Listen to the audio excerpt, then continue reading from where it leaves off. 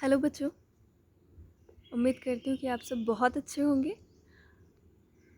बच्चों, आपका एससी दुबे का चैप्टर चल रहा था, तो उसमें हमने एससी दुबे का इंट्रोडक्शन कर लिया है, एन इंडियन विलेज पर बात कर लिया है, एक भारतीय ग्राम जो उनकी एक पुस्तक भी है और उसमें क्या क्या इन्होंने बताया है उसके बारे में हम बात कर चुके हैं। और इसके बाद इनका ट्रेडिशन हमने कंप्लीट कर लिया है, परंपरा।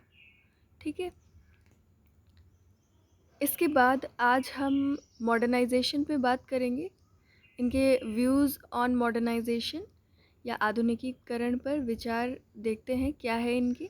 और उसके बाद हम लोग जानेंगे नेक्स्ट वीडियो में कि इन्होंने डेवलपमेंट के बारे में क्या कहा है। ठीक है। आप एक बार ये सारे वीडियोस अगर देख लेते हो, सिर्फ सुन लेते हो, तो आपको बहुत सारा आइडिया हो जाएगा एससी दुबे के बारे में। सिर्फ सुनने भर से आप इनके बारे में बहुत कुछ लिख सकते हो, क्योंकि इन्होंने, आप देखो कि सिमिलैरिटीज़ पाओगे। एक ही इंसान है, वो इतने सारी चीज़ों पर बात कर रहा है, तो कहीं ना कहीं पॉइंट्स मैच होते हैं, है ना। हर जगह पर इनके पॉइंट्स मैच होते हैं। इनकी जो इंडियन विलेज है वो बहुत ही ज़्यादा यूनिक स्टडी थी। उसमें इन्होंने विलेज के बारे में बहुत ही डीप स्टडी और डिटेल्ड स्टडी की है, तो उसमें आप लोग देख सकते हो। ठीक है। उसके बाद उससे आप ट्रेडिशन को कनेक्ट कर सकते हो, फिर ट्रेडिशन से जा कर के आप थोड़ा बहुत मॉडर्नाइजेशन को कनेक्ट करोगे, फिर मॉडर्नाइजेशन से आप डेवलपमेंट को आराम से, मतलब सारे ही आप देखोगे, पढ़ते जाओगे, सब कुछ कनेक्ट होता जाएगा, है ना। तो ध्यान से सुन लीजिएगा, बहुत ज़्यादा काम आएगा आपके। ठीक है। और इन्हीं से बीच बीच से आपके मल्टीपल चॉइस क्वेश्चंस बन जाते हैं।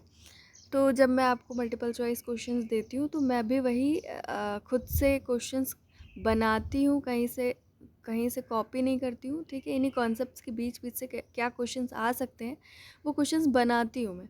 ठीक है। तो इसीलिए अगर इस बार मैं क्वेश्चन अगर मान लीजिए ना भी दे पाऊँ, तो आप लोग इन थ्योरीज़ को ध्यान से सुनिए, आप लोग आराम से चीज़ों को सॉल्व कर लोगे, एग्ज़ाम में आएगा अगर। ठीक है। 6th सेमेस्टर है आपका। ठीक है। प्रमोट तो नहीं होगे, ये तो छोड़ ही दो। ठीक है। या तो रिटन एग्ज़ाम होगा अगर सब कुछ नॉर्मल रहा आगे चल के, नहीं तो आपका एमसीक्यू ही होगा, एमसीक्यू बेस्ड एग्ज़ाम, है ना। तो चलिए हम लोग देख लेते हैं इनका आधुनिकीकरण पर विचार, व्यूज़ ऑन मॉडर्नाइजेशन। इससे रिलेटेड इनकी किताब है जिसमें इन्होंने मॉडर्नाइजेशन के बारे में, आधुनिकीकरण के बारे में बात किया है। Contemporary India and its modernisation, समकालीन भारत तथा इसका आधुनिकीकरण। वैसे तो आप लोग इंग्लिश में ही बुक का नाम याद रखा करिए। ठीक है। इंडियन थिंकर है तो हिंदी में भी याद कर लो, लेकिन जितने भी हम लोग ज़्यादातर सोशियोलॉजी में वेस्टर्न थिंकर पढ़ते हैं। ठीक है। और इनकी जो बुक्स हैं वो भी बहुत ज़्यादा फेमस होती हैं, जितने भी इंडियन थिंकर हैं उनकी भी। ठीक है। इंग्लिश में इनका ट्रांसलेट हो जाता है और उसकी कॉपीज़ ज़्यादा, है ना। तो चलो ठीक है। दोनों में इसको याद रख लेना। और आपका ये जो बुक है ये 12 चैप्टर्स में डिवाइडेड है। ठीक है। 12 अध्यायों में विभाजित है इनकी ये पुस्तक। क्या क्या इन्होंने अपनी बुक में बात की है, इस बुक में आपको क्या क्या चीज़ें मिलेंगी। आधुनिकीकरण के लक्ष्य को प्राप्त करने के लिए, आधुनिकीकरण के लक्ष्य को प्राप्त करने के लिए देश का विकास करने से संबंधित अभिकरणों और समस्याओं की विवेचना, है ना। Discussion of agencies and problems related to achieving goal of modernisation and developing the country, है ना। इसमें इन्होंने बात की है कि हम मॉडर्नाइजेशन या आधुनिकीकरण के लक्ष्य को प्राप्त कैसे कर सकते हैं, उसके लिए क्या क्या टूल्स हो सकते हैं। ठीक है। क्या क्या एजेंसीज हो सकती हैं, है ना। क्या क्या तरीके हो सकते हैं कहने का मतलब। और कौन से ऐसे कारण हैं जिनकी वजह से आज़ादी के इतने साल बीत जाने के बाद भी हम कहीं पर भी नहीं पहुँचे, आधुनिकीकरण के आसपास भी नहीं पहुँचे। ऐसा एससी दुबे का मानना है, इन्होंने काफ़ी पहले अपनी ये बुक लिखी थी। ठीक है। तो इस बुक में इन्होंने इसके बारे में बात की और माना जाता है, उनके बारे में कहा जाता है कि ये अपने विचारों को बहुत ही ज़्यादा बेबाक तरीके से रखते थे। ये बाकी सोशियोलॉजिस्ट, बाकी जितने भी मीन्स जो भी विचार रखने के लिए आते थे, गोष्ठियाँ होती थी, सेमिनार्स होते थे, ये उनसे कहते थे कि आप लोग बिना किसी डर के अपने विचारों को रखिए, कुछ भी होता है तो मैं हूँ, है ना? कहने का मतलब है अगर आप सत्ता के खिलाफ बोलते हो तो एक डर होता है ना? सरकार की तरफ से कि अगर आपने कुछ विरोध में बोला, जैसे आज अगर हम कुछ गलत हो रहा है, हमें कुछ गलत लग रहा है और हम उसके खिलाफ बोल दे रहे हैं, तो हो सकता है हम पे देशद्रोह का भी केस आ जाए, है ना? तो ये सब कुछ डर होते हैं। ये लोग जो सोशियोलॉजिस्ट होते हैं, प्रोफेसर्स होते हैं, ये समझ लीजिए आईएएस के बराबर होते हैं। तो अगर ये लोग ऐसा कुछ भी बोलते हैं जो जो लोगों को भड़का सकता है या लोगों का एनलाइटन कर सकता है लोगों को, हम तो ये नहीं कहेंगे भड़का सकता है, कोई अगर प्रोफेसर है, कोई अगर डीप स्टडी करके, है ना, कोई बहुत विचार मंथन करके कोई विचार रख रहा है, कोई समाज को कोई चीज़ बता रहा है, तो वो कतई ये नहीं चाहेगा कि जनता भड़के। वो हमेशा एक एनलाइटन पर्सन, एक जो दिमाग से जागा हुआ इंसान है, वो यही चाहेगा कि बाकी लोग भी इसी तरह जागें, है ना? गलत के खिलाफ आवाज़ उठाएं। तो यही सारी कुछ चीज़ें थी, इसीलिए इन्हें कहा कि बेबाक तरीके से रखते थे। मतलब इसमें कोई महान बात नहीं है, महान बात सिर्फ इतनी है कि डर होता है गवर्नमेंट का, है ना? तो चलो इस बुक में और क्या मिलता है, चैप्टर 8 में है कि आधुनिकीकरण में शिक्षा का क्या योगदान हो सकता है ना? उसकी पूरी समीक्षा की है। इसमें review of contribution of education in modernisation, या यहाँ पे एनालिसिस भी कर सकते हो, ठीक है? चैप्टर 8 में इन्होंने ये बताया है। फिर इन्होंने इसमें आधुनिकता की व्याख्या की है कि आधुनिकता क्या है, इंटरप्रिटेशन ऑफ मॉडर्निटी। देन है आपका आधुनिकीकरण की आवश्यक दशाएं, नेसेसरी कंडीशंस फॉर मॉडर्नाइजेशन। फिर इन्होंने बताया कि क्या क्या कंडीशन होंगी जिससे क्या हो, आधुनिकीकरण हो सकता है, मॉडर्नाइजेशन हो सकता है। फिर उन्होंने बताया कि एक्चुअली में लोग एजुकेटेड होंगे तो क्या होगा, मॉडर्नाइजेशन को बढ़ावा मिलेगा। एजुकेशन एक बहुत बड़ा टूल है लोगों को मॉडर्नाइज करने में, ठीक है? तो इन्होंने एजुकेशन के बारे में बात की है। फिर आधुनिकीकरण के लक्ष्य को प्राप्त करने के लिए देश का विकास करने से संबंधित अभिकरणों और समस्याओं की विवेचना हम अब देखने जा रहे हैं इसे, ठीक है? ये अब हमारा टॉपिक है।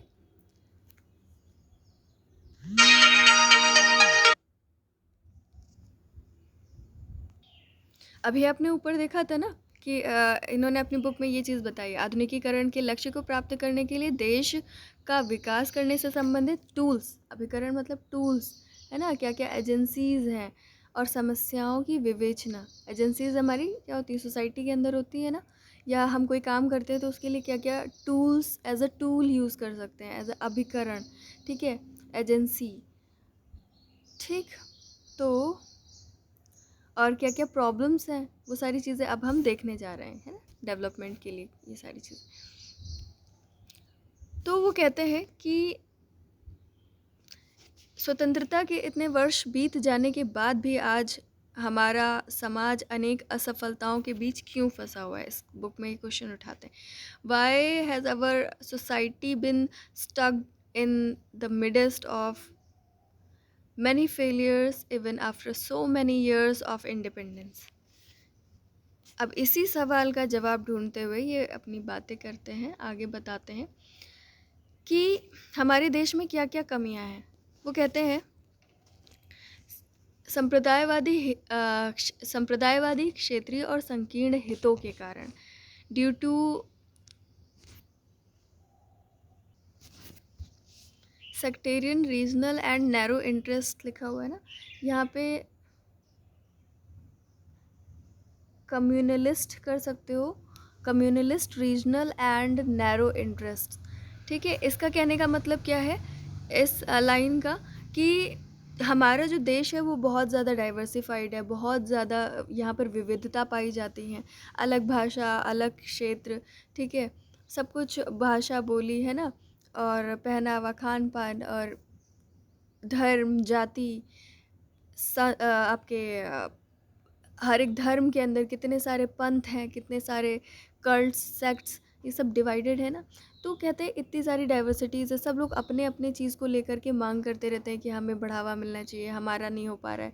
तो ये सब क्या है, संप्रदायवादी चीज़ें हैं। मतलब जो लोग सिर्फ अपने अपने खास ग्रुप के बारे में, डेवलपमेंट के बारे में बात कर रहे हैं, इसी को बोलते हैं हम संकीर्ण हित, कि बस अपने बारे में आप सोच रहे हो, अपने ग्रुप के बारे में, जबकि हम सब एक हैं, हमारा पूरा देश है, ठीक है। हम देशवासी हैं, ना हम हिंदू हैं, ना हम मुस्लिम हैं, ना ही हम किसी जाति के हैं, दलित या ओबीसी, एससी, जनरल, कुछ नहीं। हम सब एक हैं, हम सबको क्या है, हम सबको सबके बारे में सोचना चाहिए। सिर्फ इनके कहने का मतलब है कि सिर्फ हम क्या करते हैं, अपने अपने हितों के बारे में सोचते हैं। चलो, अपने हित के बारे में तो सोचना अच्छी बात है, ठीक है। अगर आप अपने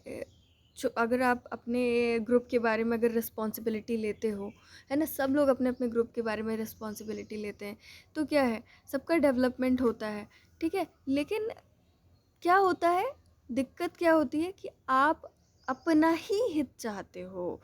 आपको क्या करना है, कोई किसी और का हो भला ना हो, हमें कोई मतलब नहीं, हमारे हमारे ग्रुप का भला होना चाहिए। ये बात गलत हो जाती है ना। आप दूसरों के बारे में सोचना बंद कर देते हो और दूसरों से नफरत करने लगते हो। तो यही एक कमी हो जाती है, ठीक है। फिर क्या कहते हैं आगे अपनी बुक में, ये तो हो गया, ठीक है, कम्युनलिस्ट थॉट या संप्रदायवादी, है ना।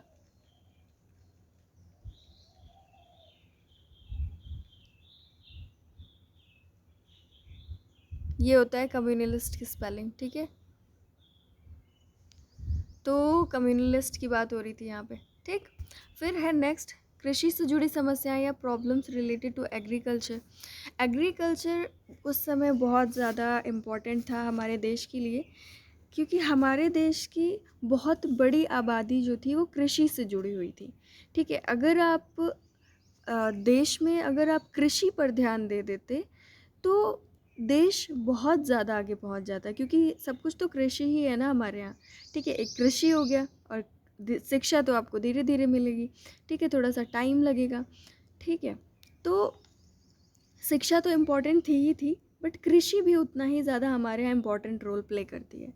तो वो कहते हैं कि एग्रीकल्चर से रिलेटेड बहुत सारी दिक्कतें हैं जिसकी वजह से हम डेवलप नहीं हो पाए। वो कहते हैं कि हाँ, ये तो सच है कि हम खेती में थोड़ा सा एडवांस हुए हैं, थोड़ा सा उसका प्रोडक्शन इंक्रीज़ हुआ है, ठीक है। लेकिन वो कहते हैं कि हम इसको अपनी उपलब्धि नहीं मान सकते, ठीक है। ये हमारी कोई सफलता का पैमाना नहीं है, बहुत ही धीरे धीरे वृद्धि हो रही है, ठीक है, नाम मात्र की हो रही है, उनके कहने का मतलब है। तो एग्रीकल्चर से रिलेटेड वो प्रॉब्लम्स के बारे में बात करते हैं। फिर आप ये सारी पॉइंट्स बताओगे, ठीक है, आंसर में। फिर है अगली पॉइंट क्या है, वो कहते हैं कि और क्या दिक्कत है, ये बहुत इंपॉर्टेंट पॉइंट, नीति निर्धारण करने वाले लोगों की क्षमताएं या कैपेबिलिटीज़ ऑफ पॉलिसी मेकर्स। उनका कहना है कि देखो कुछ ही साल बीते थे जब ब्रिटिशर्स का वहाँ से, हम लोगों के देश से वो लोग गए, ठीक है। उसके बाद क्या हुआ कि भारत की अपनी सरकार बनी और उन लोगों ने क्या किया, देश के विकास के लिए अलग अलग नीतियाँ और अलग अलग कार्यक्रम जो है उसका निर्माण करने शुरू कर दिया उन्होंने, लोगों ने, ठीक है। यहाँ के जो एलिट्स कहलाते हैं, यहाँ के जो भारतीय अभिजन कहलाते हैं, है ना। और उनकी एक खासियत क्या थी, हमारे यहाँ जो पढ़े लिखे भारतीय लोग थे, ठीक है, उन्हीं को बोलते थे क्या, इंडियन एलिट्स या भारतीय अभिजन, ठीक है। ज़्यादातर लोग उन्हीं की बातें मानते थे, और उनको ही आइडियल माना जाता था कि यही लोग क्या करेंगे, देश का विकास करेंगे, क्योंकि ये लोग पढ़े लिखे हैं, ठीक है। और वो लोग जो पढ़े लिखे जिन्हें हम कहते थे, वो एक्चुअली में क्यों पढ़े लिखे कहते थे, क्योंकि उन्होंने ब्रिटिश एजुकेशन हासिल की थी, है ना। वो लोग ब्रिटिशर्स के साथ रहे थे, उन्होंने उनको नज़दीक से जाना था, और हम ब्रिटिशर्स को बहुत इस मामले में आइडियल मानते थे कि वो डेवलप हैं, ठीक है, वो विकसित हैं, वो कुछ भी कर सकते हैं, ठीक है, वो आत्मनिर्भर हैं। तो अब उनसे जो जुड़े हुए लोग थे, उनके आइडियाज़ पे जो काम करने वाले लोग थे, उनको हम लोग एलिट्स कहते थे। और वही लोग क्या थे, हमारी गवर्नमेंट में थे, और वही लोग क्या करते थे उस समय, पॉलिसी मेक करते थे, है ना? हमारे लिए नीतियाँ निर्धारित करते थे कि देश का विकास कैसे होना है, क्या करना है यहाँ पर, ठीक है?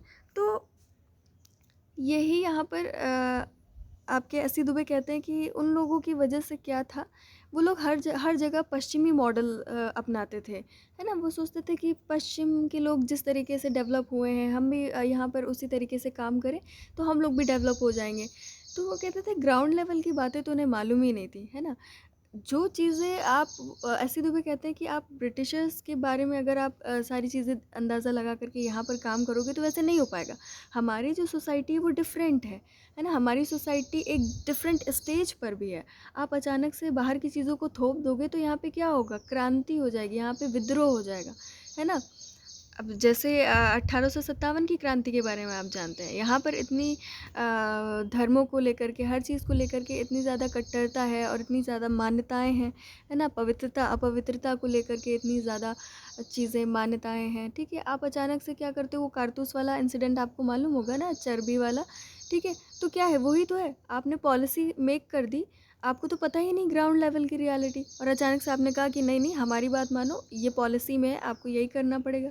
तो क्या है, जनता क्या करेगी? क्रांति करेगी, ठीक है? तो वही है, इन्होंने कहा कि नीति निर्धारकों की क्षमताएं नहीं थी, क्योंकि वो लोग पश्चिमी मॉडल से सबसे बड़ी बात की प्रभावित थे, उनको यहाँ के बारे में कुछ पता ही नहीं था, ठीक है? सब कुछ ऊट पटांग तरीके से समझ लो चल रहा था, उनका कहने का मतलब था, वो बिल्कुल भी संतुष्ट नहीं थे, ठीक है? देन अगला है आपका हिंसा का बोलबाला, वायलेंस वॉज डोमिनेटेड। हिंसा थी उस टाइम पे, ठीक है? ज़रा ज़रा सी बात पर लड़ाई झगड़ा, ठीक है? और मारपीट और हत्याएं, ठीक है? आप एक काम करो, आप हमारे जब हमारा देश आज़ाद हुआ था, ठीक है, या उस टाइम पीरियड की, ठीक है, 1947 या उस टाइम पीरियड की, आप क्या करो, लाइफ एक्सपेक्टेंसी, जीवन प्रत्याशा, ठीक है, और औसत आयु के बारे में ज़रा पता करना और मुझे कमेंट भी करना, ठीक है? देखना आपको कितना कितना नया फैक्ट आपको मिलेगा, है ना? कितनी इंटरेस्टिंग बात आपको पता चलेगी कि हमारे देश जब आज़ाद हुआ था उस टाइम पर हमारे देश की औसत आयु कितनी थी, है ना? मुझे कमेंट करना, आपको बहुत इम्पोर्टेंट, बहुत अच्छा फैक्ट आपको पता चलेगा। तो आपको ये हिंसा वाला पॉइंट आराम से क्लियर हो जाएगा, मुझे डिस्कस करने की ज़रूरत नहीं पड़ेगी। फिर है आपका सार्वजनिक नैतिकता का ह्रास, डिके ऑफ पब्लिक मोरालिटी, ठीक है? उन्होंने कहा कि उस समय नैतिकता का भी ह्रास हो रहा था। नैतिकता का ह्रास होने का मतलब क्या है कि हम सब एक हैं, हम सभी को मिलजुल करके रहना है, संप्रदायवाद नहीं फैलाना है, सबके बारे में सोचना है, ठीक है? तो ये सारी चीज़ें, कुछ देश को लेकर के हम मॉरलिटी की बात करते हैं, नैतिकता की बात करते हैं, ठीक है? पूरे देश में इस तरीके से लेकर के दरारें पड़ने लगी, अलग अलग रिलीजन, अलग अलग कास्ट, है ना, लैंग्वेज, हर एक चीज़ को लेकर के। तो वो कहते हैं कि नैतिकता का ह्रास था, संपूर्ण हमारी व्यवस्था में, सिस्टम में दरारें पड़ती जा रही थी, ठीक है? फिर ये वही है आपका नेक्स्ट पॉइंट जो अभी मैंने डिस्कस किया, ठीक है, कि हमारे यहाँ जो नीति निर्धारक थे उनके पास क्षमता नहीं थी, ठीक है? पश्चिमी मॉडल को अपना रहे थे और वो सोच रहे थे यही सफलता है, ठीक? फिर है अगला आपका परजीवी और चापलूस लोगों की सुविधाओं का बढ़ना, ये तो आप समझते हो, ठीक है? ये सारी चीज़ें तो आप खुद ही समझ सकते हो क्या है। इंक्रीज इन फैसिलिटीज़ ऑफ पैराडा, क्या लिखा हुआ है, पैरासाइट्स एंड साइकोफैंस, ठीक है? इसका मतलब ये है कि जो लोग चापलूसी करते थे सरकार की, है ना, जैसे कि अभी मैंने बताया ना, प्रोफेसर्स जो हमारे यहाँ के बुद्धिजीवी प्राणी हैं हमारे देश के, ठीक है, वो भी डरते हैं बोलने से। तो अब बोलेंगे नहीं, खिलाफ नहीं बोलेंगे जो गलत हो रहा है, तो इसका मतलब क्या है, फिर वो चापलूसी करेंगे कि हाँ हाँ भाई योगी जी आप तो सब कुछ अच्छा कर रहे हैं, बड़े अच्छे हैं आप, है ना, इतना महान काम कर रहे हैं आप। तो अगर आप चापलूसी करोगे तो भाई वो भी कहेंगे आप तो हमारी वो कर रहे हैं, तारीफ़ कर रहे हैं, तो इससे क्या होगा, आप इतने महान होकर के इतने सारे लोगों के आइडियल हैं आप, है ना, इतने सारे स्टूडेंट्स की टीचर है, अगर आप हमारी तारीफ़ कर रहे हैं तो क्या है, हमारे लिए तो बड़ा अच्छा है ना, हमारा तो वोट का बैंक बढ़ रहा है। तो ये लीजिए 1 करोड़ रुपए, ये लीजिए 10 लाख रुपए, कोई दिक्कत हो बताइएगा, है ना। वही है परजीवी चापलूसों की सुविधाओं का बढ़ना। फिर नेक्स्ट है आपका गरीबी हटाओ के बहुत से कार्यक्रम के बाद भी बड़ी संख्या में लोग गरीबी रेखा से नीचे, है ना। वही पॉलिसी मेकर्स तो इतने किसी लायक नहीं हैं। तो क्या है, इतने सारे गरीबी हटाओ से रिलेटेड बहुत सारे प्रोग्राम्स वो कहते हैं चल चुके हैं और चल रहे हैं, तो भी ऐसा क्या हुआ, ऐसी क्या दिक्कत है कि बहुत सारे लोग अभी भी गरीबी रेखा से नीचे ज़िंदगी बिता रहे हैं, ऐसा क्या भाई, है ना। तो उसके बारे में इन्होंने डिस्कस किया है और इन्होंने कहा कि काले धन में वृद्धि हुई है। काले धन में वृद्धि पता ही आपको है ना, अभी नोटबंदी हुई थी तो कितना काला धन निकला था, तो पता चल गया होगा काला धन होता क्या है। काला धन वो होता है जो मम्मीज़ अपनी किचन में, है ना, छुपा छुपा के पैसे रखी हुई थी। काला धन वो होता है जो कोई चुपचाप से कहीं से बचा रहा था, है ना। वो वाला तो कम ही निकला, स्विस बैंक वाला, और उधर है ना, वो तो कम ही निकला, कितनी नॉर्मल पॉपुलेशन को कितनी दिक्कत हुई, है ना। तो यही सब है कि पॉलिसी मेकर्स हैं महान, ठीक है, और यहाँ उस टाइम पे काले धन में वृद्धि हो रही थी, ठीक है। वही ब्राइब्स वगैरह, है ना। जनता तो भाई, जनता के लिए इतने सारे कार्यक्रम चल रहे हैं ऊपर, दिख रहा है ना, बहुत सारे कार्यक्रम चल रहे हैं जनता के ऊपर, जनता के लिए, फिर भी वो क्या कर रही है, गरीबी रेखा से नीचे ज़िंदगी बिता रही है। तो इसका मतलब इनका पैसा कहाँ आ रहा है, इधर आ रहा है ना, इधर आ रहा है। काले धन में वृद्धि की बात करते हैं। अब इतने बड़े एलीट होकर के इन्होंने इतनी सारी चीज़ों को सच में सामने रखा है ना। इन्होंने सिस्टम के खिलाफ एक तरीके से आवाज़ उठाई है, ठीक है। तो ये एस.सी. दुबे का सच में बहुत महान काम है। अभी देखो योगी जी के ऊपर कितनी सारी बुक्स लिख चुकी हैं, उनकी तारीफ़ में बुकें छप चुकी हैं, मोदी जी के ऊपर छप चुकी हैं। जबकि कभी भी कोई भी गवर्नमेंट हो उसको सिर पे नहीं चढ़ाना चाहिए, और ना ही एक गवर्नमेंट को बार बार वोट देना चाहिए। इससे क्या होता है, वो बहुत ज़्यादा पावरफुल हो जाती है। वो बात तो अलग है कि हाँ, पॉलिसी एक अगर कोई गवर्नमेंट बना रही है तो अगली बार दूसरी गवर्नमेंट आ गई तो वो क्या करेगी, उसको हटा देती है, फिर अपने हिसाब से काम करती है। बट बेटा वो उसको हटाती नहीं है। आप ध्यान से अगर कभी भी एनालिसिस करो, कोई पॉलिसी बनती है तो ज़्यादातर क्या होता है, वो नाम बदल लेती है, वो अपने अपने नाम पे वही पॉलिसी चलाने लगती है। अगर किसी चीज़ से जनता को फ़ायदा हो रहा है तो कोई गवर्नमेंट आकर के उसको बंद कर देगी तो जनता क्या उसका साथ देगी, नहीं देगी। तो कोई गवर्नमेंट क्यों उसका पॉलिसी बंद करेगी, वो उसका नाम बदल देती है ना। तो कभी भी एक ही गवर्नमेंट को बार बार वोट नहीं देना चाहिए, है ना। कभी भी इसीलिए कहा जाता है आप जाति को लेकर के, धर्म को लेकर के कभी भी वोटिंग मत करो, है ना। आप ये देखो कि कौन हमारे लिए काम करने के लिए तैयार है ना। अगर आप जाति के नाम पे वोट दोगे तो वो जाति के नाम पे ही आपके लिए काम करेगी। जाति धर्म इन सब के नाम पे अगर तुम वोट दोगे तो वो आपको जाति के नाम पे ही आपके लिए काम करेगी। अगर आपने दलित के ऊपर करके या सवर्णों के ऊपर करके आपने वोट दिया है, तो अगर आपने सवर्ण के ऊपर दिया तो आपके पंडितों के को लेकर के उनको बढ़ावा देगी, उनके लिए काम करेगी, है ना, उनको ज़्यादा प्रोटेक्ट करने की कोशिश करेगी। दलित के नाम पे दिया तो वो उनको करेगी। तो इसलिए कभी भी इस बहकावे में आकर के वोट मत दो कि ये हमारी कास्ट के हैं, इस तरीके के। अब ये देखो ये कितने कैपेबल है काम करने के, और ये आ चुके हैं, तो भाई इनको दोबारा तो वोट मत ही दो। चलो लीडर बड़ा अच्छा है मेन वाला, बट उसके अंदर तो हमारे नॉर्मल जैसे लोग ही काम करते हैं ना। वो भूखे हो जाते हैं पैसों के। एक इंसान के पास जितनी शोहरत आती है, जितना पैसा आता है, वो उसका और ज़्यादा भूखा हो जाता है। इसीलिए कभी भी ये रूल है बेटा, कभी भी एक ही गवर्नमेंट को तो कभी भी दोबारा नहीं बनाना चाहिए, ठीक है। हर बार दूसरी गवर्नमेंट आए, सब क्या करेंगे, अपने आप को अच्छा साबित करने की कोशिश करेंगे और दोबारा बनने की कोशिश करेंगे, और दोबारा नहीं बन पाएंगे तो फिर वो फिर से अगली बार और अच्छा काम करें। तो मतलब कहने का है कि आप खुद सोच करके देखना, है ना। फिर नेक्स्ट है आपका, चलो हम लोग नेक्स्ट पॉइंट पे आते हैं। Industrial economic and social balance, औद्योगिक आर्थिक और सामाजिक संतुलन की बात करते हैं। तो कहते हैं कि अगर हम औद्योगिक आर्थिक और सामाजिक की बात करें, इंडस्ट्रियल इकोनॉमिक एंड सोशल की बात करें, तो यहाँ पे बैलेंस नहीं है इस समय, बल्कि क्या है, इम्बैलेंस है, ठीक है, इम्बैलेंस, ठीक है, असंतुलित है सब कुछ। फिर क्या कहते हैं, मध्यम वर्ग का पतन, फॉल ऑफ मिडिल क्लास। देखो, हमारा जो देश है अभी भी अपर कास्ट तो मुट्ठी भर लोग हैं जिनके पास काला पैसा है ना, बड़े शोहरत इज्जत वाले हैं वो लोग, बहुत सारे फैसिलिटीज़ है उनके पास, हर एक चीज़ उनको अवेलेबल हो सकती है, ठीक है, तो वो तो मुट्ठी भर है। काम भी वो लोग क्या ही करेंगे देश के लिए, है ना। काम कौन करता है, मिडिल क्लास करता है ना। आपने जब पिछले सेमेस्टर्स में बात, हमने क्लासेस के बारे में बताया था कि सोसाइटी में कितने क्लासेस होते हैं, तो जब हम मिडिल क्लास की बात कर रहे थे ना, तो आपको याद होगा कि हमने क्या बात की थी कि ये लोग जो होते हैं बहुत ही ज़्यादा, इनके पास वैल्यूज़ होते हैं, बहुत सारे मूल्य होते हैं, हर एक मूल्य को फॉलो करके चलते हैं, परंपरा को फॉलो करके चलते हैं।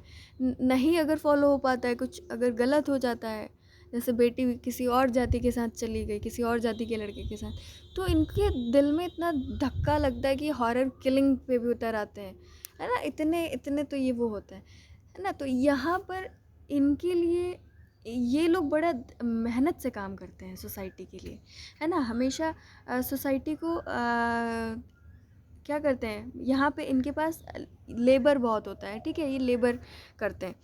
और जो आपका अपर क्लास देखो, वो वैल्यूज़ नॉर्म्स टूट भी गए, कोई दिक्कत नहीं है ना, जो हमारी राजनीति में है, ठीक है, वो सोचते हैं कि भाई हमारा जनता के सामने नाम खराब हो गया, हमें वोट नहीं मिलेगी, तो वो थोड़ा बहुत सोचते हैं। बाकी आप आजकल देखो, हमारे यहाँ धनी वर्ग कौन है, मान लो एक्टर एक्ट्रेसेस को देख लो, ठीक है, तो वो लोग कितना हमारे परंपरा ट्रेडिशंस को फॉलो करते हैं, है ना। उन्हीं से हम लोग इंस्पायर होकर अपने ट्रेडिशंस को आज तोड़ रहे हैं, है ना।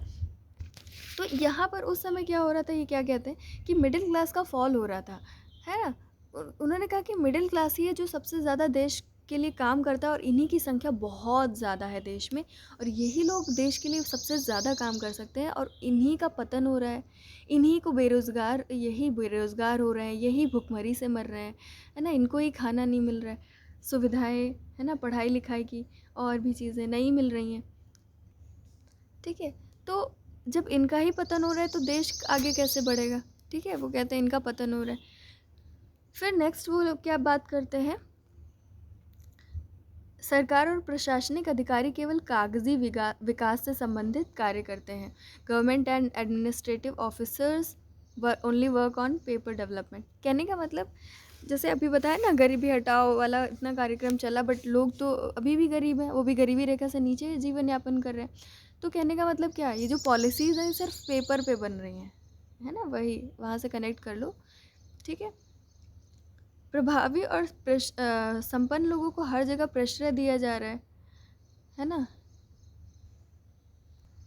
समाज के जो सो कॉल्ड इफ़ेक्टिव, इफ़ेक्टिव का मतलब वो वाला इफ़ेक्टिव नहीं जो बड़े अच्छे एफ्लुएंट, है ना। यहाँ पर वो लोग जिनके पास पैसा है, जो धनी है ना, जिनके पास पावर है, तो उनको हर जगह आप क्या कर रहे हो, प्रमोट कर रहे हो, है ना।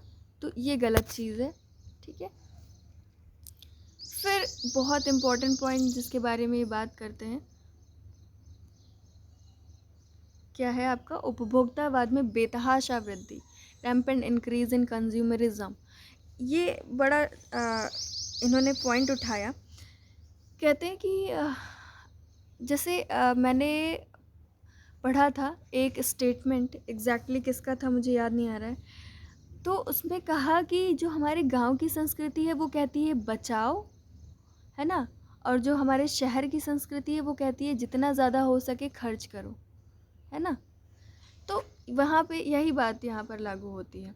इन्होंने क्या किया, वेस्टर्न से ये प्रभावित थे, और वेस्टर्न वाले क्या है, आप देखोगे किसी भी आप देश के बारे में ज़रा डेटा कलेक्ट करो और पता चलेगा आपको, जितना वो लोग नेचुरल रिसोर्सेज और जितना ज़्यादा वो प्रोडक्शन नहीं करते हैं, वहाँ पे उससे भी ज़्यादा कंजप्शन होता है, उससे भी ज़्यादा वो लोग उपभोग करते हैं, चीज़ों का इस्तेमाल करते हैं। भाई आप चीज़ों को प्रोड्यूस कर पा रहे हो तब तो आपकी हक है ना कि आप उसको कंज्यूम करो, बट आप तो कंज्यूम भी नहीं कर पा रहे हो, और उल्टा नेचर को आप क्या कर रहे हो, हार्म पहुंचा रहे हो, पेड़ काट रहे हो, बिल्डिंग्स बना रहे हो, है ना, आप अपने आप को डेवलप कर रहे हो, ठीक है। तो यही सब क्या होता है, कंज्यूमरिज्म होता है, उपभोक्तावाद होता है कि आप नेचर से तो बिल्कुल ही हट गए, उसकी नेचर की तो बात ही मत करो। आप क्या कर रहे हो, बड़ा दिखावा कर रहे हो, अपने आप को ऊंचा साबित करने के लिए आप अपने वैल्यूज़ थॉट्स को नहीं ऊपर कर रहे हो। आप किसको ऊपर कर रहे हो, अपने शो ऑफ को। ठीक है, आप कैसे दिखते हो, आप कैसा पहनते हो, ठीक है, कितना ज़्यादा आप लोगों से एडवांस्ड हो दिखने में, बोलने में, है ना, खाने पीने में, कितना सुख सुविधाएं हैं आपके पास। आप झाड़ू नहीं लगा रहे, आप वैक्यूम क्लीनर से साफ़ कर रहे हो। ठीक है, तो मतलब ये छोटी छोटी चीज़ें है ना, इन्हीं से मिलकर के कंज्यूमरिज्म की बात करते हैं हम।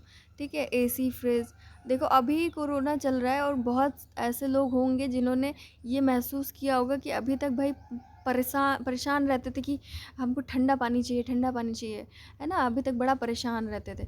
अब देखो कोरोना आ गया तो कोई ठंडा पानी नहीं पी रहा होगा, और किसी को कोई इतना फ़र्क भी नहीं पड़ रहा होगा, सबकी आदत भी हो गई होगी, है ना। तो मतलब आप आदत जैसी डालोगे, आप फिर वैसे ही आपका बॉडी बन जाएगा और अब वैसे ही आपकी ज़रूरतें हो जाएंगी।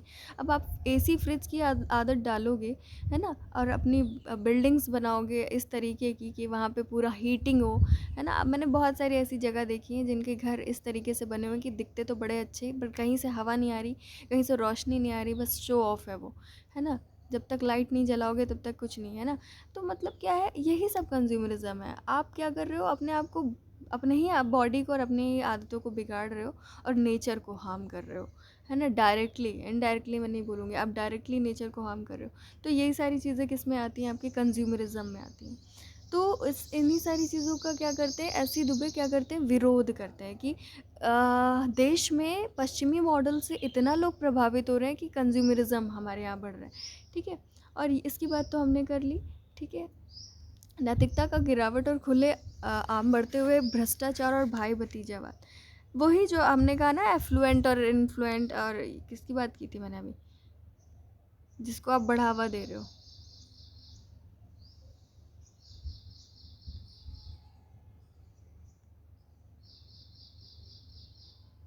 हाँ, ये इफ़ेक्टिव एंड एफ्लुएंट पीपल को आप एवरीवेयर क्या कर रहे हो, प्रमोट कर रहे हो, बढ़ावा दे रहे हो। तो उसका मतलब यही है, इसका मतलब यही है। ठीक है, नेपोटिज्म और करप्शन बढ़ रहा है, मॉरलिटी का डिक्लाइन हो रहा है ना। अभी देखो मंत्री के भाई बने हैं क्या, असिस्टेंट प्रोफेसर, बेचारे ईडब्ल्यूएस हैं, है ना, इकोनॉमिक वीकर सेक्शन के हैं वो मंत्री के भाई, है ना। बड़ा तरस आ रहा है, इसलिए उनको उस कोटे से क्या बन गए वो, असिस्टेंट प्रोफेसर। तो क्या है यहाँ पर, खुले आम भ्रष्टाचार और भाई भतीजावाद को बढ़ावा अभी भी हो रहा है ना। इनकी बातें अभी भी हमारे लिए क्या है, सही साबित हो रही हैं। ठीक है, तो यही सारी चीज़ें इन्होंने किसके अंदर बात की है, कौन सी हेडिंग के अंदर, ये जब वो अपनी बुक में इसके बारे में बात करते हैं कि आधुनिकीकरण के लक्ष्य को प्राप्त करने के लिए देश का विकास करने से संबंधित अभिकरण कौन कौन से और समस्याएं कौन कौन सी हैं। तो यहाँ पर इतनी सारी उन्होंने समस्याएं बता दी आपको।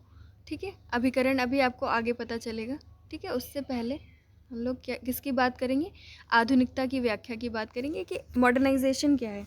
ठीक है, वो कौन से मॉडर्नाइजेशन की बात करते हैं, पढ़ लीजिए, आपको पता चल जाएगा। ठीक है, एक आधुनिक समाज वह है जो तार्किक और वैज्ञानिक होता है, जिसमें जीवन शक्ति की जगह निर्जीव स्रोतों द्वारा वस्तुओं के उत्पादन और विभिन्न प्रकार की सेवाओं के स्तर को इस तरह ऊंचा उठाने की क्षमता होती है जिससे जन सामान्य का जीवन अधिक खुशहाल बन सके, है ना।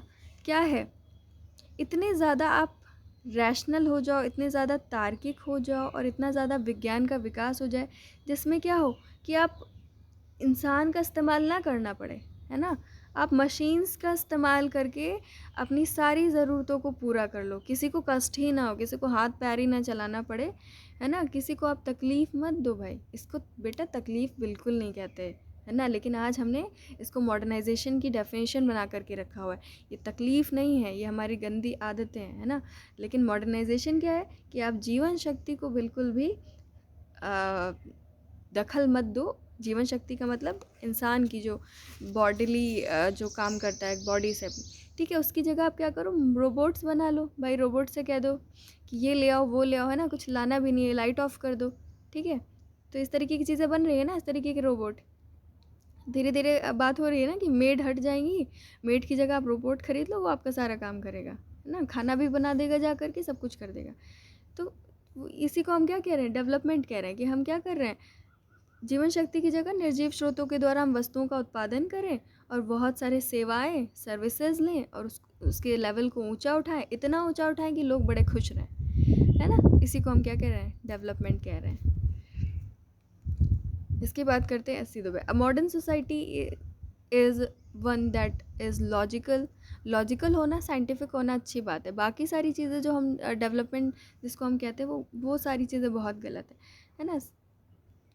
Scientific that it has the potential to raise the level of production of goods and various types of services by inanimate sources in place of life force in such a way that the life of the masses can be made happier, है ना। तो इसी को बोलते हैं ये आधुनिकीकरण लोग, है ना। एस.सी. दुबे ने इसका बहुत कायदे से विरोध किया है, ठीक है, इस तरीके के डेवलपमेंट का। अभी अब आगे देखोगे, अभी आपने पहले भी पढ़ चुके हैं ना कि इन्होंने पश्चिमी मॉडल और कंज्यूमरिज्म का, उपभोक्तावाद का विरोध किया है ना। तो वो इसको तो आप समझ सकते हो ना, बिल्कुल भी इन्होंने इसको एक्सेप्ट नहीं किया है, इस आधुनिकीकरण को। इन्होंने क्या कहा कि आधुनिकीकरण कैसे हो सकता है, कंडीशंस कौन कौन सी हैं, कंडीशंस फॉर मॉडर्नाइजेशन की अब हम बात करने जा रहे हैं, ठीक है, इंग्लिश में नहीं लिखा हुआ है। कंडीशंस फॉर मॉडर्नाइजेशन, आधुनिकीकरण के लिए आवश्यक दशाएं कौन कौन सी हैं।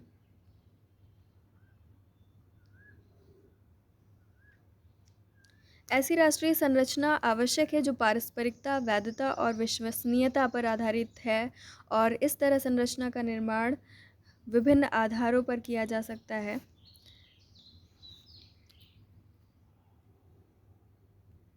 A national structure is necessary in which is based on mutual legitimacy, reliability, and such a structure can be constructed on the following grounds.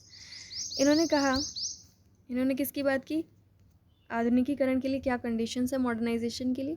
फिर वो कहते हैं कि हाँ, हमारी जो राष्ट्रीय संरचना है, हमारा जो नेशनल स्ट्रक्चर है, वो क्या है, पारस्परिक वैधता और विश्वसनीयता पर आधारित है, which is based on mutual legitimacy and reliability.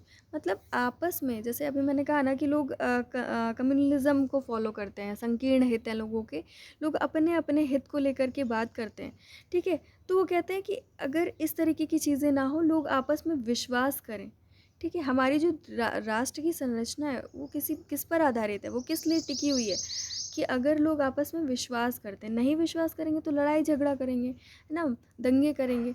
तो वैधता, पारस्परिक, ठीक है, इस पर आधारित है।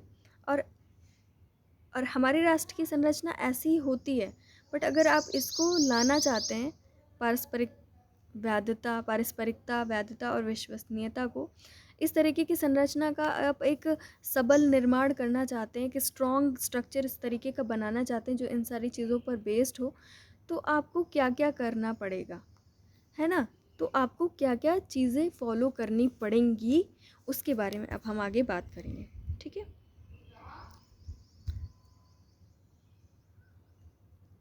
वो कहते हैं कि समाज के विभिन्न समुदायों और वर्गों के बीच संबंधों को मजबूत बनाया जाए।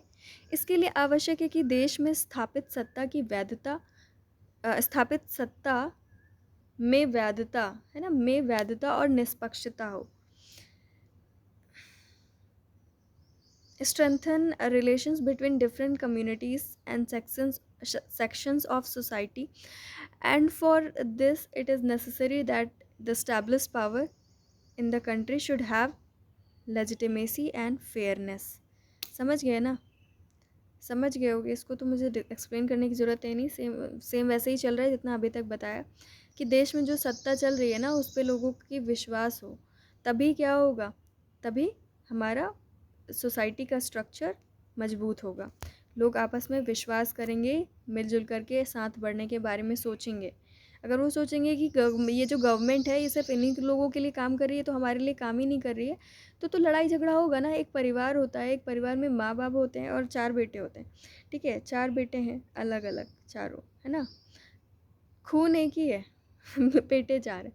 तो अगर माँ बाप छोटे बेटे को ज़्यादा प्यार करते तो क्या होता है, बाकी कहते हैं हमको हमारा हिस्सा दे दो, हम जा रहे हैं, हम अलग रहेंगे, आप उसी के लिए काम करो, होता है ना। तो ये तो इतना बड़ा देश है, सरकार को इतना दिमाग से काम लेना है, सबको साथ लेकर के चलना है, सबके विकास के बारे में सोचना है। बस कह देने भर के से नहीं होगा कि सबका साथ सबका विकास, ऐसे नहीं होगा, काम करना पड़ेगा उसके लिए। माँ बाप कहेंगे हम तो सबको इक्वली प्यार करते हैं, बट उनको करके दिखाना होगा, है ना। नहीं करते हैं अगर तो क्या होता है भाई, अलग हो जाते हैं। तो वो तो परिवार है, तो देश का क्या होगा सोच सकते हो ना। तो इसीलिए कहा है कि इसके लिए क्या होना चाहिए, उन्होंने कहा लेजिटिमेसी होनी चाहिए, फेयरनेस होनी चाहिए, है ना। फिर नेक्स्ट पॉइंट क्या है, सामाजिक नियंत्रण, सामाजिक अनुशासन होना चाहिए, जिससे समाज की विभिन्न प्रकार की विचलनकारी व्यवहारों को प्रभावी ढंग से नियंत्रित किया जा सके। There should be a social control and social discipline so that various type of deviant behaviours of the society can be effectively controlled, है ना। समाज में इस तरीके का अनुशासन होना चाहिए, इस तरीके के रूल्स रेगुलेशंस को फॉलो करना। रूल्स रेगुलेशंस बहुत सारे बनते हैं, बट इस तरीके से उनको फॉलो होना चाहिए कि ये जो विचलनकारी व्यवहार है इन पे प्रभावी ढंग से नियंत्रण रखा जा सके, है ना। और आप समझ सकते हो उस समय विचलनकारी व्यवहार किसका होगा। विचलनकारी व्यवहार, डेविएंट बिहेवियर उसी का होगा जिसका विकास नहीं हो रहा होगा, है ना। और वो उसके लिए क्या करेगा, विरोध करेगा। ठीक है, वो तो चलो एक तरीके से सही भी बात है, बट जब आप भाई भतीजावाद करते हो, जब आप करप्शन करते हो, काला धन जमा करते हो, तो ये सारे भी क्या है, विचलनकारी व्यवहार है। ये सारे भी गलत तरीके हैं, है ना। इन्हीं सारे की बात किसने की है, एससी दुबे ने। और इन्होंने कहा है कि ऐसे रूल्स रेगुलेशंस होनी चाहिए जिससे डेविएंट बिहेवियर्स पे और विचलनकारी व्यवहारों पर इफ़ेक्टिवली कंट्रोल किया जा सके।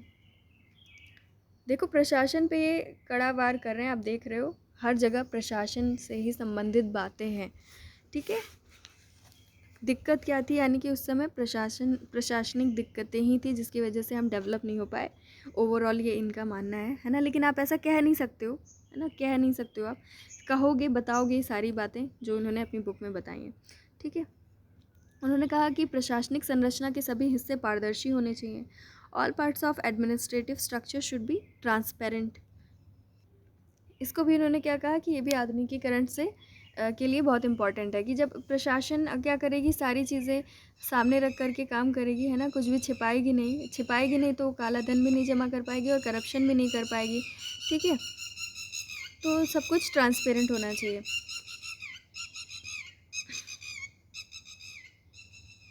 फिर नेक्स्ट पॉइंट है आपका, पुरस्कार देने की व्यवस्था हो जिससे भूमिका निर्वाह की श्रेष्ठता को प्रोत्साहित किया जा सके, कुशलता और भ्रष्टाचार पर नियंत्रण रखा जा सके, है ना, कुशलता और भ्रष्टाचार। There should be a system of awarding prizes so that the superiority of the role subsistence can be encouraged and the efficiency of and corruption can be kept under control। ये बहुत अच्छी बात है, बहुत अच्छी सी बात है ये। इसका मतलब ये है कि अगर कोई अच्छा काम करता है तो उसको आप अवार्ड दो, उसको आप प्राइज़ दो, उसको आप सम्मान दो। इससे क्या होगा, जब आप सम्मानित करोगे तो और भी लोग उसके जैसा बनने की सोचेंगे, और जिसको आपने सम्मानित किया है वो और अच्छा करेगा। तो इससे क्या होगा, जब सारी जनता को पता चल जाएगा, अवार्ड मिलेगा तो सारी जनता को पता चल जाएगा हाँ अच्छा काम ये होता है, ठीक। तो क्या होगा, जो करप्शन करने वाले हैं वो पीछे हो जाएंगे, और दूसरी बात, जो लोग अच्छा कर रहे हैं और जो लोग अच्छे कामों से प्रभावित हो रहे हैं, तो उससे क्या होगा, एफिशिएंसी आएगी, कुशलता बढ़ेगी, लोगों में स्किल का डेवलपमेंट होगा। जब लोगों में स्किल का डेवलपमेंट होगा तो कोई भी बेरोजगार नहीं रहेगा, है ना।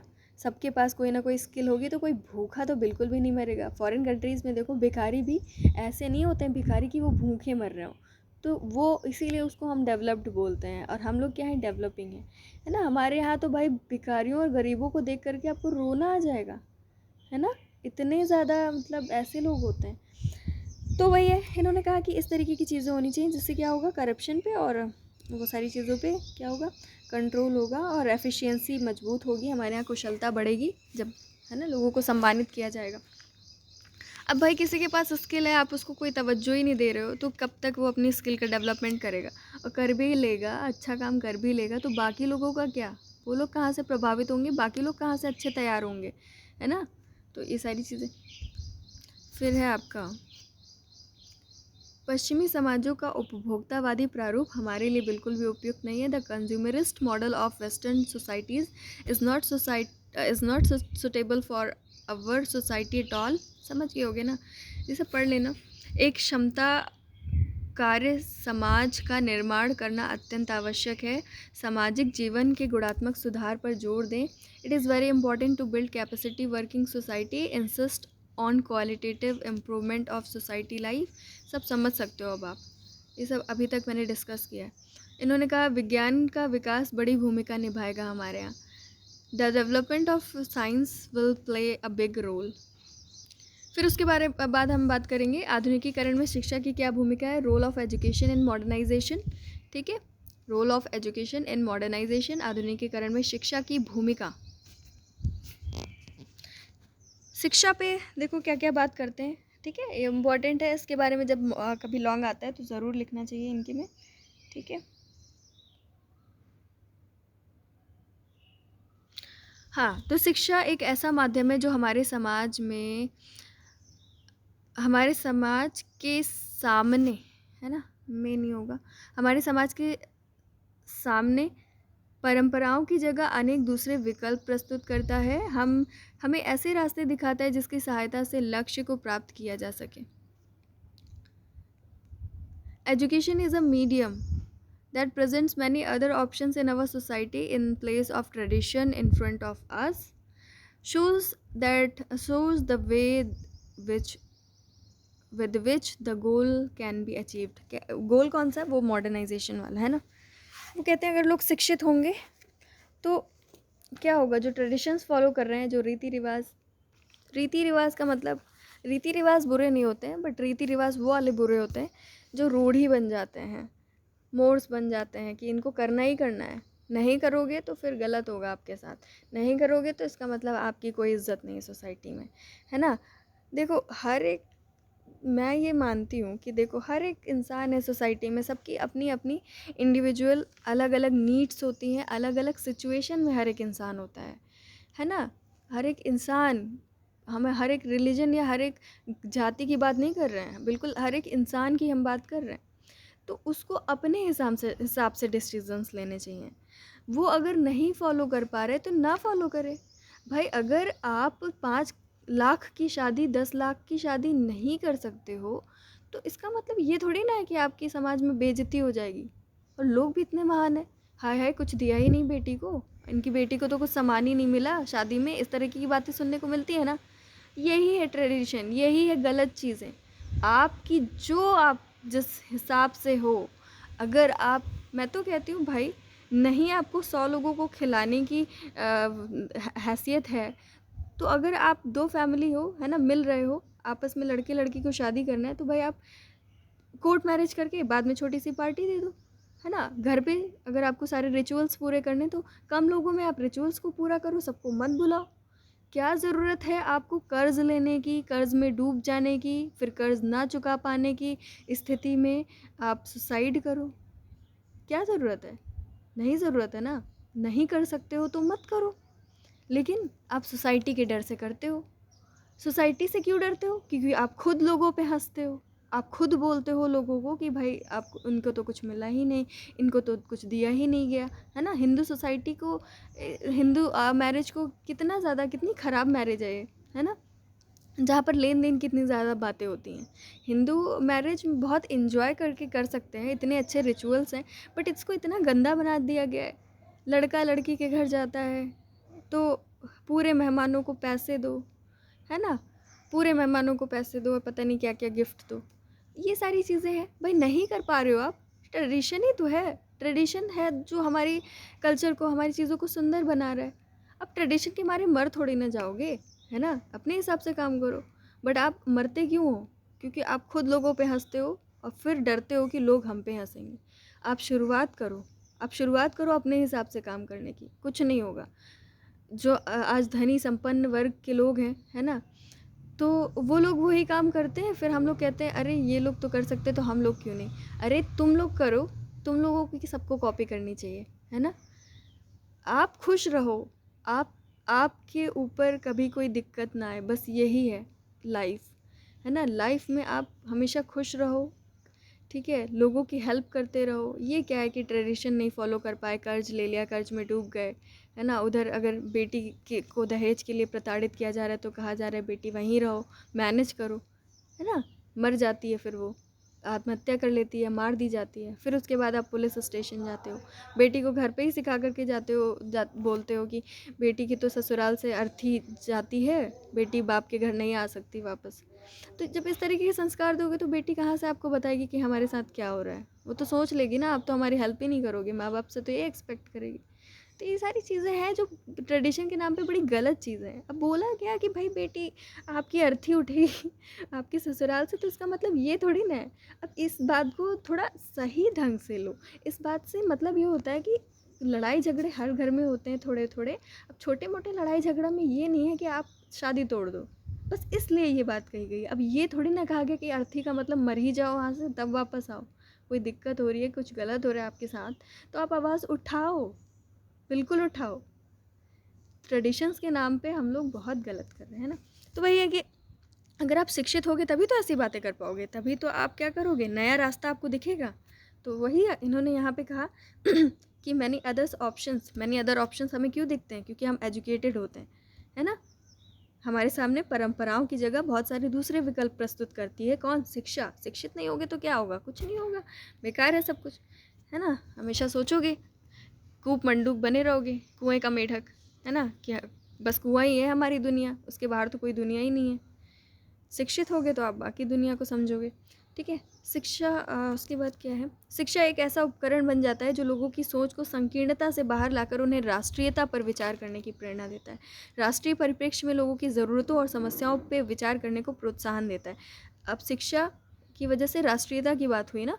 राष्ट्रीयता का मतलब वही है कि आप अपने ग्रुप के बारे में नहीं सोच रहे हो, आप पूरे देश के बारे में सोच सकते हो अब, क्योंकि आप वेल एजुकेटेड हो, आपको पता है, सब कुछ पता है कि कैसे डेवलपमेंट हो सकता है कैसे हम सब एक साथ मिलजुल करके खुश रह सकते हैं। हमारे यहाँ इतना ज़्यादा डाइवर्सिटी है, हम लोग इतना ज़्यादा डिफरेंट हैं जाति को लेकर के, तो भाई अलग ही चीज़ है, वो तो छोड़ ही दो। बट हमारे यहाँ रिचुअल्स और ट्रेडिशंस, इन सारी चीज़ों को लेकर के, लैंग्वेजेस, लोगों का पहनावा इतना सुंदर है, इतना डिफरेंट है कि हम इन सब चीज़ों को इंजॉय कर सकते हैं, एक दूसरे की चीज़ों को एंजॉय कर सकते हैं। अब जैसे फॉरेन के लोग हैं वो साड़ी को एंजॉय करते हैं, क्या ये थोड़ी ना कहते हैं कि बड़ा ट्रेडिशनल है, बड़ा बेकार सा है, ये कैसे लपेटा है, कैसे पूरी बॉडी को कवर करके रखा हुआ है, ये तो बड़ा कंजर्वेटिव है, ऐसे थोड़ी ना कहते हैं।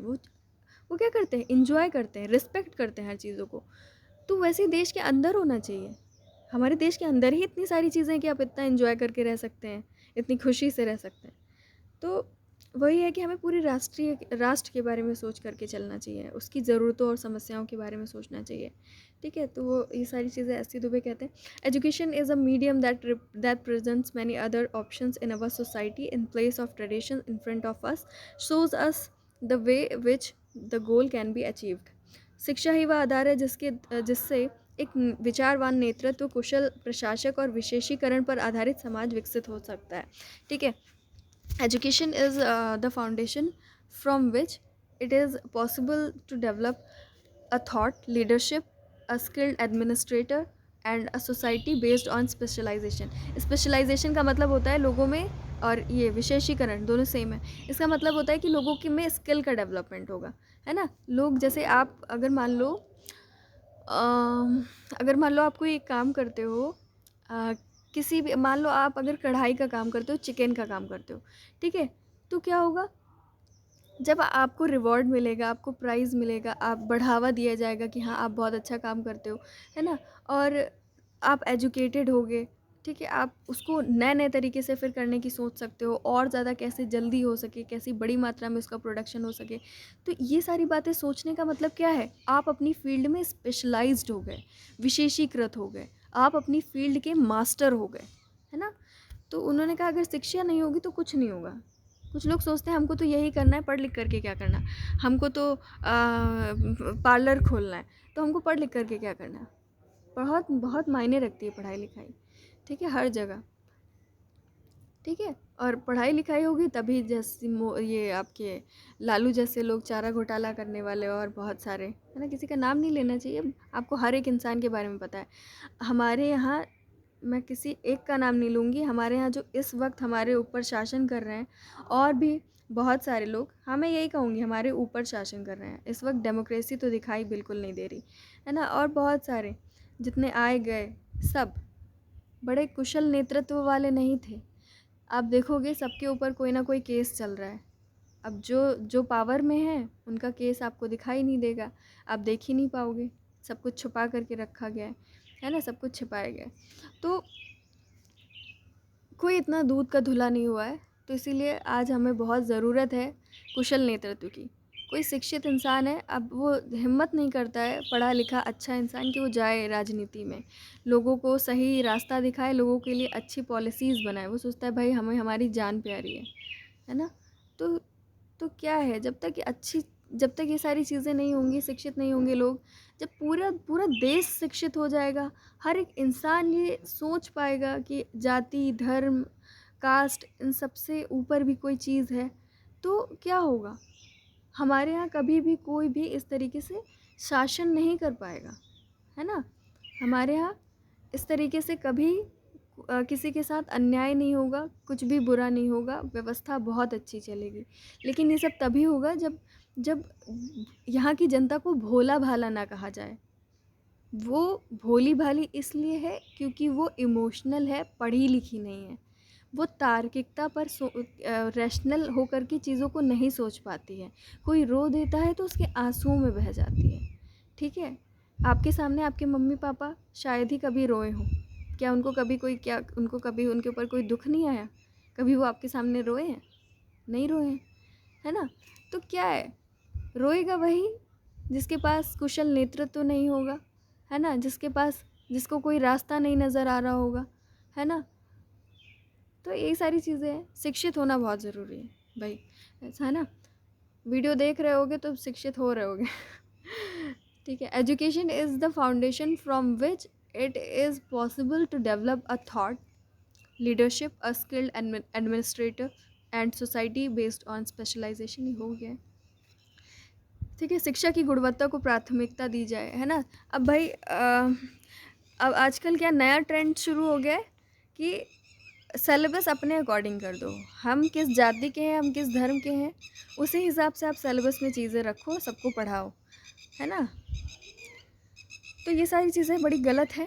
गुणवत्ता को ध्यान देना चाहिए जिससे हर एक इंसान का डेवलपमेंट हो सके और उसकी स्किल्स बढ़ें, ठीक है। और वो ज़्यादा से ज़्यादा विकास कर सके हर एक इंसान अपनी शिक्षा के माध्यम से। तो शिक्षा पर बड़ा ध्यान देना चाहिए, ठीक है। और शिक्षा मंत्री भी उसी को बनाना चाहिए जो उस काबिल हो, है ना, जो शिक्षित हो और जो लोगों के लिए काम कर पाए, है ना शिक्षा मंत्री तो करता है ना हमारे लिए सब कुछ, वही तो सारे डिसीज़न लेगा ना, वही तो लोगों को बताएगा, मतलब डायरेक्टली नहीं, उसको तो कोई और ही बताता है। वो तो पता ही है कितने पढ़े लिखे होते हैं, कितने आइडियाज़ और कितने ये लोग क्रिएटिव होते हैं, तो पता ही है ना। तो मतलब कहने का है भाई, शिक्षा की गुणवत्ता का मतलब है शिक्षा आप ऐसी बनाओ जिससे सबका डेवलपमेंट हो सके, कोई भूखे ना मरे, सबका स्किल का डेवलपमेंट हो, सब कमा सकें। अब शिक्षा का मतलब ये नहीं है कि भाई बस खा कमा के काम चला लो। शिक्षा का मतलब ये है कि आपके अंदर रैशनैलिटी आए, आप चीज़ों को क्रिएट कर सको, नई नई चीज़ों को क्रिएट कर सको। अब साइंटिस्ट होते हैं, इंजीनियर्स होते हैं, है ना, या फिर कोई भी होता है अपने फील्ड का नई नई चीज़ें क्रिएट करता है, तो किस लिए, क्योंकि वो शिक्षित होता है ना, उसके पास नए नए आइडियाज़ आते हैं शिक्षा की वजह से, ठीक है। बस आप स्किल सीख लोगे, बस स्किल्स तो उससे काम नहीं चलेगा, बस खाओगे, अपने परिवार को खिला पाओगे, इससे ज़्यादा कुछ नहीं कर पाओगे। और इससे ज़्यादा कुछ नहीं कर पाओगे तो आपकी आने वाली पीढ़ियाँ उस चीज़ का दुख भोगेंगी, है ना। ये सारी इनडायरेक्ट बातें हैं बट बहुत इम्पॉर्टेंट है। तो इसी तरह इन्होंने कहा है कि शिक्षा बहुत इम्पॉर्टेंट है हमारे देश में आधुनिकीकरण लाने के लिए, और शिक्षा को आजकल बिल्कुल भी अहमियत नहीं दी जा रही है ना। पता नहीं कहाँ कहाँ क्या फोकस हो रहा है, कुछ समझ में नहीं आ रहा है ना। शिक्षा को लेकर के हमारे यहाँ बड़ा ख़राब चल रहा है सिस्टम, ठीक है। तो अब सिस्टम ख़राब चल रहा है, कोई बात नहीं, बट सबके पास इतना ज़्यादा सोर्सेस हैं, इतने रिसोर्सेस हैं कि आप क्या कर सको, अपनी नॉलेज को इंक्रीज़ कर सको, अपनी स्किल्स को डेवलप कर सको, है ना? सभी लोग कर सकते हैं, है ना? लेकिन ये सारी चीज़ें एस सी दुबे ने उस टाइम पे बताई थी, और ये सारी चीज़ें आज भी उतनी ही ज़्यादा रेलेवेंट हैं जितनी कि उस समय 1955 से लेकर के 60-70 तक उन्होंने ये सारी चीज़ें बताई, और ये सारी चीज़ें ज़्यादा प्रभावी रहीं, ज़्यादा लोगों की नज़रों में रहीं, है ना? उसके बाद धीरे धीरे क्या हुआ, धीरे धीरे इन सारी चीज़ों का प्रभाव कम होता जाता है जैसे जैसे समय बीतता जाता है। लेकिन आज आप इनकी बुक उठा करके देखो, आज भी आपको यही समस्याएं मिलेंगी जो उस समय पर थी, है ना? तो यही सारी चीज़ें एस सी दुबे की हैं, आप ये सारी चीज़ें बता सकते हो। इसके बाद हम विकास के बारे में बात करेंगे। बच्चों आज के लिए इतना ही, ठीक है?